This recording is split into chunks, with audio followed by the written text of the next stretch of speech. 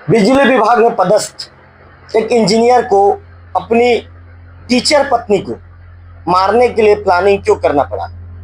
आप सुनकर आश्चर्यचकित हो जाएंगे और आप सोचने पे मजबूर हो जाएंगे कि जब पति बिजली विभाग में इंजीनियर है, पत्नी टीचर है, जब दोनों नौकरी पर हैं तो इनका परिवार तो अच्छा चल ही रहा होगा।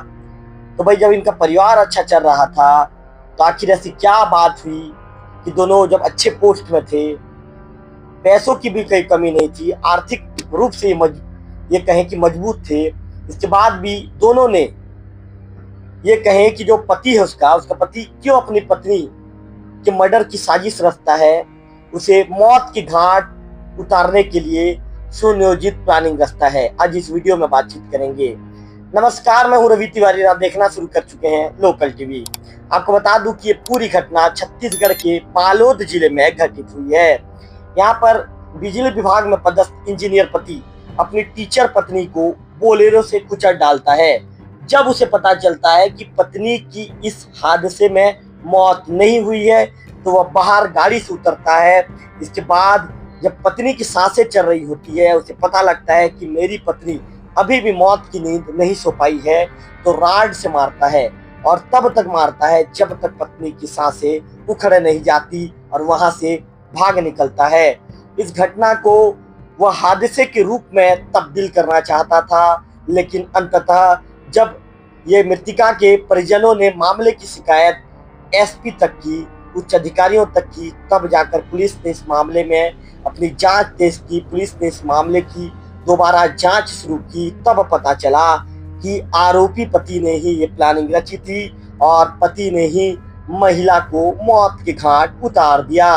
आपको बताना चाहूंगा कि छत्तीसगढ़ के बालोद जिले में ये घटना घटित हुई है।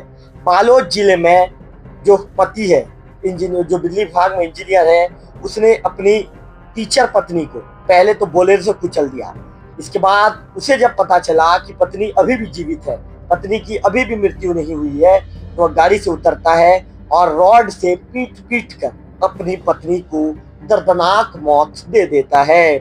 आपको बताना चाहूंगा कि मृत्यु के बाद जब पत्नी को मौत के घाट उतार देता है तो इस मौत को, चूंकि उसने इस मर्डर को अंजाम दिया था, तो वह हादसा दिखाने की भी कोशिश कर रहा था, लेकिन अंततः मामले की पोल सीसीटीवी फुटेज ने खोल दी और आरोपी अब पुलिस की गिरफ्त में है। आपको बताना चाहूंगा कि पूरा मामला बालोद जिले के दल्ही राजहरा थाना क्षेत्र में घटित हुआ है। जिस तरह की जानकारी लोकल टीवी के पास है, तमाम मीडिया रिपोर्ट्स में छपी जानकारी के मुताबिक मृतिका का नाम बरखा वासनिक बताया जा रहा है, जिनकी उम्र 35 साल है। वह डोंडी विकास खंड में एक शेरपार नाम का जगह है, शेरपार में हायर सेकेंडरी स्कूल है, वहां पर टीचर के रूप में पदस्थ थी। वही आरोपी पति, जो पत्नी बरखा का जो पति है, बरखा वासनिक का जो पति है, शिषपाल वासनिक, वह बिजली विभाग में इंजीनियर के पद पर पदस्थ है। अब पूरा मामला मैं आप मेरे लोकल टीवी के दर्शकों को बताऊंगा कि इसने कैसे प्लानिंग किया और कैसे इसने प्लानिंग करके इस बड़ी घटना को इसने अंजाम दे दिया। दरअसल होता यह है, 22 मार्च 2025 की तारीख, उस दिन स्कूल से छुट्टी के बाद, ध्यान से सुनिए ना, 22 मार्च 2025 की तारीख, उस दिन जब स्कूल से छुट्टी हुआ तो बरखा वासनिक स्कूल में एक प्यून है, प्यून के साथ स्कूटी से अपने दुर्ग लौट रही थी, मतलब अपने घर लौट रही थी। वह हिते कसा नाम का एक गांव है, हिते कसा गांव के मंदिर के पास पहुंची ही थी। उस दौरान पीछे से बोलेरो उन्हें टक्कर मार देती। बरखा और प्यून इस घटना में गंभीर रूप से घायल हो जाते हैं। इस दौरान बरखा की सांसें भी चल रही थी। इसके बाद शिषपाल जो है बोलेरो से नीचे उतरता है। वह देखने को नीचे उतरता है, वह कंफर्म करने को नीचे उतरता है। उसे विश्वास नहीं होता कि इस हादसे में उसकी पत्नी की मौत हो गई है। वह ये पता लगाने के लिए नीचे उतरता है क्या वाकई में इसकी पत्नी की मौत हो गई है। बोलेरो से नीचे उतरता है तो देखता है कि बरखा गंभीर रूप से घायल होकर सड़क पर पड़ी हुई थी, उसकी सांसें चल रही थी। आरोपी जो उसका पति था, उसकी सांसें रोकना चाहता, उसे मौत की घाट उतारना चाहता था, उसे मौत की नींद सुलाना चाहता था। ऐसे में उसने सुनियोजित तरीके से एक प्लानिंग के तहत बोलेरो से प्यून प्यून के साथ जब वर्षा जा रही थी तो उसे ठोका था। इस दौरान जब नीचे उतरता है तो देखता है कि वर्षा की सांसें चल रही होती है। वह ताव में आ जाता है, लोहे की राड से उस पर कई वार करता है, ताबड़तोड़ वार करता है, जिससे बरखा मौके पर ही दम तोड़ देती है।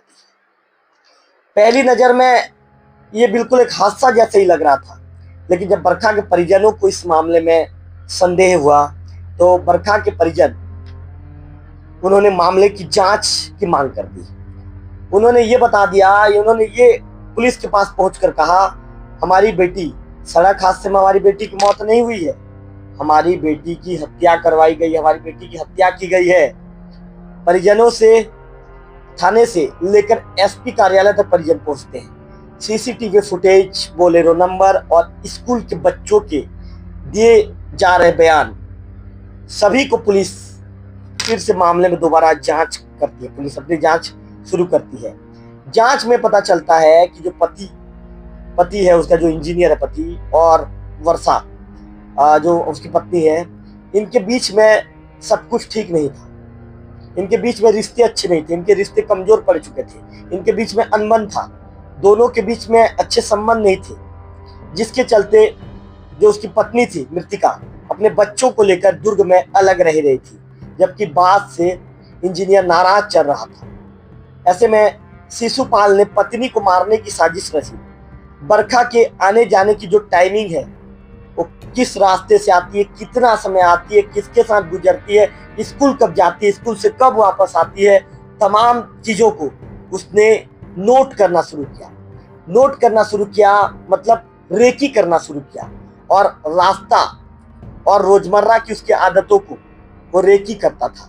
प्लानिंग उसने रेकी के दौरान उसने हत्या की प्लानिंग की, और अंततः उसे जब लगा जब मेरी रेकी पूरी हो गई है, अब मैं इस वारदात को अंजाम दे सकता हूं, जब वह कंफर्म हो गया, तो इसके बाद उसने बड़ी वारदात को अंजाम देकर अपनी पत्नी बरखा को मौत की नींद सुला दिया। दिल्ली राजरा पुलिस ने मामले में शिशुपाल और उसके सहयोगी को पकड़ लिया है। एक सहयोगी था जो आरोपी इंजीनियर को उसने साथ दिया था। बालोद पुलिस इस मामले का खुलासा करेगी।